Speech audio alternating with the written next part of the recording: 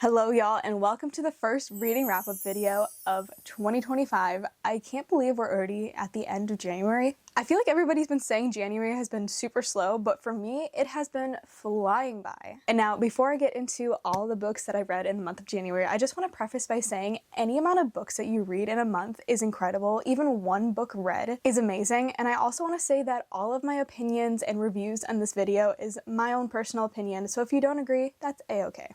I will also have links to all the books that I'm going to be talking about down in the description if you guys are interested.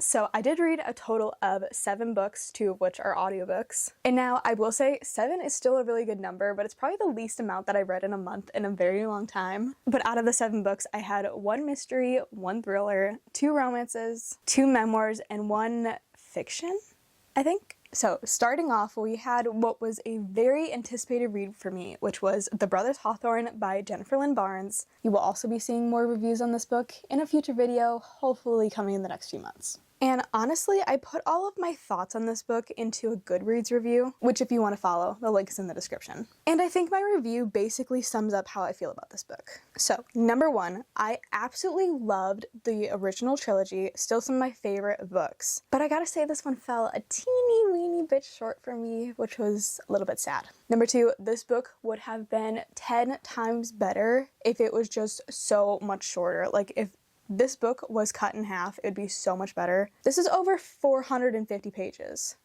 and there's no reason for it. It could have been a novella. Number 3, the ending chapter actually sets up the next series so well, but number 4, we got a little bit of a cliffhanger, and I feel like it was kind of one of those cliffhangers that wasn't really planned out. It was just kind of thrown into the plot for the plot, if you know what I mean. So I did rate this 3 stars. It kind of is a little bit lower, but it breaks my heart to lower the rating, so I think we're sitting at 3 stars for The Brothers Hawthorne. This next book was so unexpected for me. I read Daisy Darker by Alice Feeney, and now I have to preface by saying I did rate this 5 stars. However, this is not going to be a 5-star book for everyone. But I'm so excited that I finally had my first 5-star thriller. I've been reading so many thrillers, and I finally had one that I could say is a 5-star. So, fun fact before I get into anything about this book, I got about 30% of the way through this book, and there were just so many good quotes that I had to buy the physical copy and start over. That's how much I was enjoying it. Just listen to some of these quotes. Knowing a person's name isn't the same as knowing a person, but names are the first impression we all judge and are judged by. But children are more resilient than adults. They're far better at making the most of what they have and spend less time worrying about what they haven't. Pity fades with age, hate is lost and found, but guilt can last a lifetime. Those are just some of the quotes of this book. It was so good. The storyline of this book takes place on this tiny little island called something. What is it? Seagate?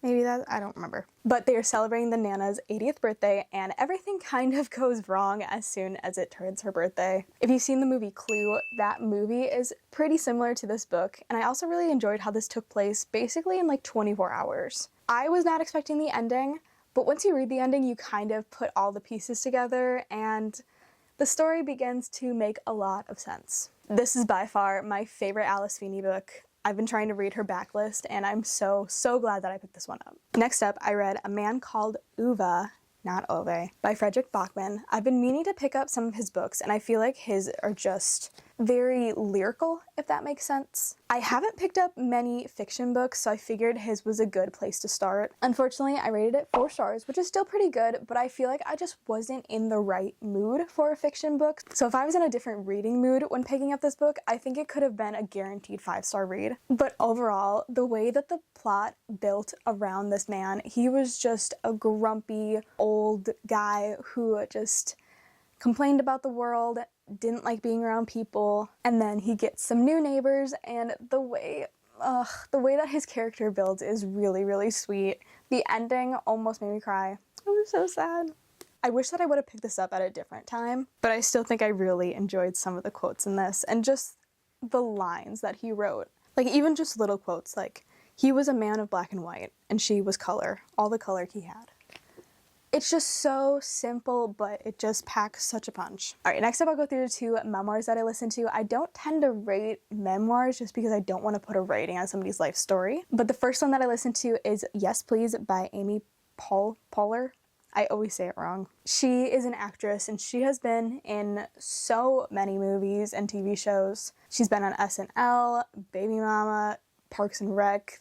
Honestly, the list goes on and on and on. She is also a comedian, and I feel like that really shone through in her memoir. She was just so witty and funny, and what I thought was really interesting about the way that she wrote this book is that she actually had help from a lot of other people when writing it. And if you listen to the audiobook version of the book, it's very almost like a podcast. That's how I felt when I was listening to it, because it was her bantering back and forth with different comedians. Like, for instance, Seth Meyers and her would be like talking back and forth and almost having a conversation, but it's a book, which I actually really enjoyed. It was just a very different style compared to a lot of the other memoirs that I've listened to.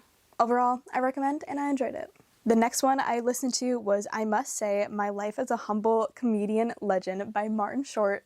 This man has also been in a ton of movies. He's an actor as well as a comedian, sensing a common theme here. I feel like his really talked about a lot of his backstory to begin with, which I kind of like when actors do that because you get a sense of where they came from versus where they are now. And it honestly broke my heart hearing his backstory because he went through a lot of grief and death that no one should have to deal with at such a young age. But I feel like that also helped him to get to the point where he is now. He really made a name for himself kind of by himself. And I loved how he put in his memoir all of like his little silly goofy moments. Like, for instance, when he was younger talking to some very well-known actors or actresses and just making a complete fool of himself.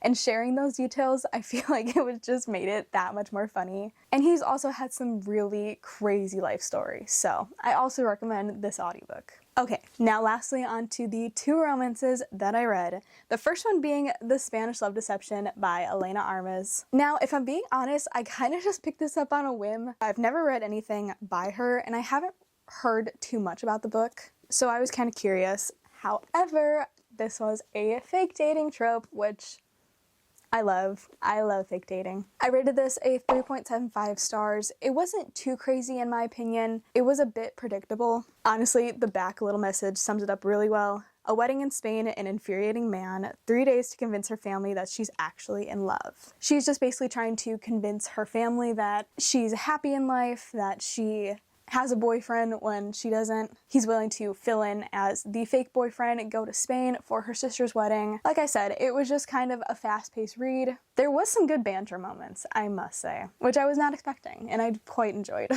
I'm not sure if I'll pick up another one of her books.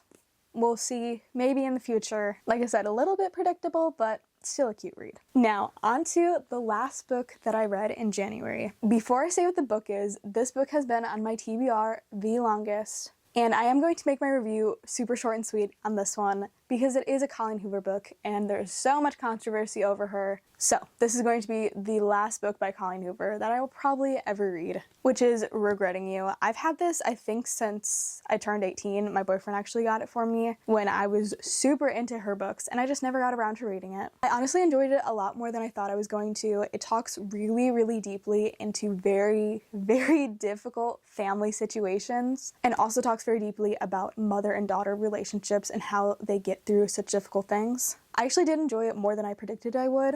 And I did really like the little film aspect. The ending was so cute. And surprisingly, I wound up rating it a 4 stars. So those are the 7 books that I read in the month of January. I quite like the color combinations.